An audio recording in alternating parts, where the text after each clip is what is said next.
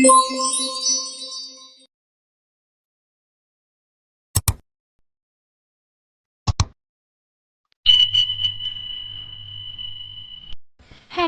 അപ്പോൾ നമ്മുടെ ഇന്നത്തെ വീഡിയോ ഇപ്പോൾ ട്രെൻഡിങ് ആയിട്ട് ഓടിക്കൊണ്ടിരിക്കുന്ന പിൻട്രസ്റ്റ് മോഡൽ ഫ്രെയിമിൻ്റെ ട്യൂട്ടോറിയൽ വീഡിയോ ആണ്. ഞാനിതിൽ 2 രീതിയിൽ ചെയ്യുന്നതാണ് കാണിക്കുന്നത്. നിങ്ങൾക്കിതിൽ ഏതാണ് എളുപ്പമെന്ന് കമൻറ്റ് ചെയ്യണേ. ഫസ്റ്റ് തന്നെ ഞാൻ ഓപ്പൺ ആക്കുന്ന ഇൻഷോട്ടാണ്. ഇൻഷോട്ടിനകത്ത് കൊളാജ് എടുത്തിട്ട് ഗ്രിഡ് എടുത്തിട്ട് അതിനകത്ത് നമുക്ക് വേണ്ട എത്ര പിക്കാണോ അത് നമുക്ക് ആഡ് ചെയ്യാം.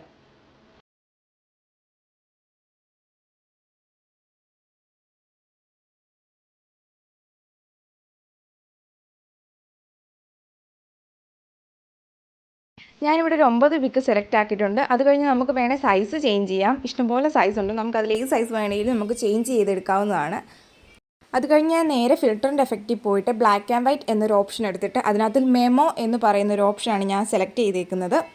എഫക്റ്റ് നമുക്ക് സെലക്ട് ചെയ്ത് കഴിഞ്ഞിട്ട് നമുക്ക് ആ പിക്ക് ഡൗൺലോഡ് ചെയ്തെടുക്കാം. അത് കഴിഞ്ഞ് ബാക്ക് അടിച്ചിട്ട് നേരെ ഫോട്ടോസ് എന്ന് പറയുന്ന ഓപ്ഷൻ എടുത്തിട്ട് നമ്മളിപ്പം ചെയ്ത് വെച്ച black and white image select ആക്കിയിട്ട് നമുക്ക് ഏത് പിക്കാണോ വേണ്ടത് അത് സ്റ്റിക്കർ എന്നൊരു ഓപ്ഷനിൽ പോയിട്ട് അത് നമുക്ക് കട്ടൗട്ട് ചെയ്തെടുക്കാം.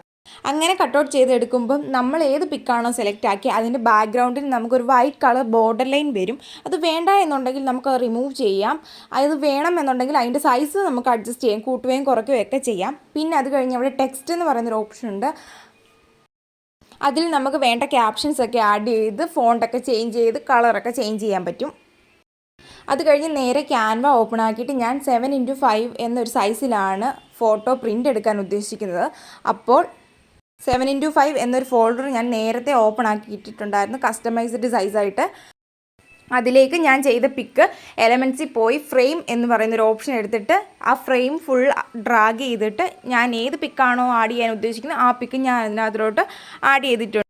ഇതിൽ നമുക്ക് ടെക്സ്റ്റ് എന്ന് പറയുന്ന ഓപ്ഷനകത്ത് നമുക്ക് എന്തെങ്കിലും ആഡ് ചെയ്യാനുള്ള ക്യാപ്ഷൻസ് ഉണ്ടെങ്കിൽ നമുക്ക് അതിനകത്ത് ആഡ് ചെയ്യാനുള്ള ഓപ്ഷൻസ് ഉണ്ട്, കളർ ചേഞ്ച് ചെയ്യാനുള്ള ഓപ്ഷൻസ് ഉണ്ട്, ഫോണ്ട് ചേഞ്ച് ചെയ്യാനുള്ള ഓപ്ഷൻസ് ഉണ്ട്. ഇതൊക്കെ ഞാൻ നേരത്തെ ചെയ്ത വീഡിയോയ്ക്കകത്തെല്ലാം ഞാൻ കാണിച്ചിട്ടുണ്ട്.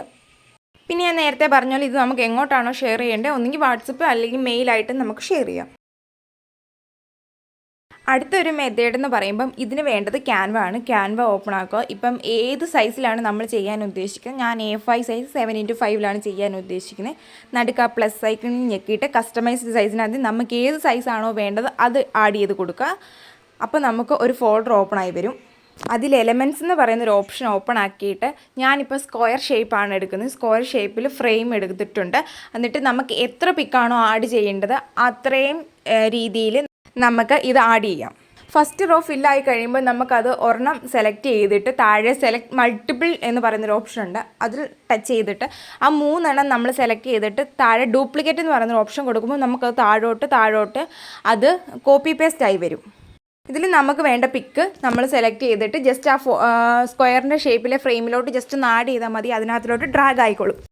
എല്ലാം സെറ്റ് ചെയ്ത് കഴിഞ്ഞ് മുകളിൽ കാണുന്ന താഴോട്ടുള്ള ആരോ മാർക്കിൽ ഡൗൺലോഡ് ചെയ്യുമ്പോൾ നമ്മുടെ ഗാലറിയിൽ ആ പിക്ക് വരും. അത് കഴിഞ്ഞ് നേരെ ഇൻഷോട്ട് ഓപ്പൺ ആക്കുക, ഫോട്ടോസ് ഓപ്പൺ ആക്കുക, നമ്മൾ ഡൗൺലോഡ് ചെയ്ത പിക്ക് എടുക്കുക. നേരത്തെ പോലെ ഫിൽറ്ററിനകത്തിൽ ബ്ലാക്ക് ആൻഡ് വൈറ്റിനകത്തിൽ മെമോ എന്ന് പറയുന്നൊരു ഓപ്ഷൻ എടുക്കുക. അത് കഴിയുമ്പോൾ നമ്മൾ നേരത്തെ ചെയ്ത് തന്നെ സെയിം മെത്തേഡ് തന്നെയാണ്. സ്റ്റിക്കർ എടുക്കുക, നമുക്ക് ഏത് പിക്കാണ് വേണ്ടത് ആ പിക്ക് നമുക്ക് ആഡ് ചെയ്തിട്ട് കട്ടൗട്ട് ചെയ്തിട്ട് ബാക്ക്ഗ്രൗണ്ട് വൈറ്റ് ആക്കുക. അതിന് ശേഷം നമുക്ക് വേണ്ട കാര്യങ്ങളെല്ലാം ചെയ്ത് കഴിഞ്ഞ് ടെക്സ്റ്റ് ആഡ് ചെയ്യണമെങ്കിൽ ടെക്സ്റ്റും ആഡ് ചെയ്ത് കഴിഞ്ഞിട്ട് ഡൗൺലോഡ് ആക്കുക. അപ്പം നമ്മുടെ വീഡിയോ ഇന്ന് ഇത്രയേ ഉള്ളൂ. എന്തെങ്കിലും ഡൗട്ട് ഉണ്ടെങ്കിൽ കമൻറ്റ് ബോക്സിൽ ജസ്റ്റ് ഒന്ന് കമൻറ്റ് ഇട്ടുക, ഞാൻ അതിന് റിപ്ലൈ തരാം. സബ്സ്ക്രൈബ് ചെയ്യാതെ കാണുന്നവരൊന്ന് സബ്സ്ക്രൈബ് ചെയ്ത് സപ്പോർട്ട് ചെയ്യണേ. അപ്പോൾ ശരി, ബൈ.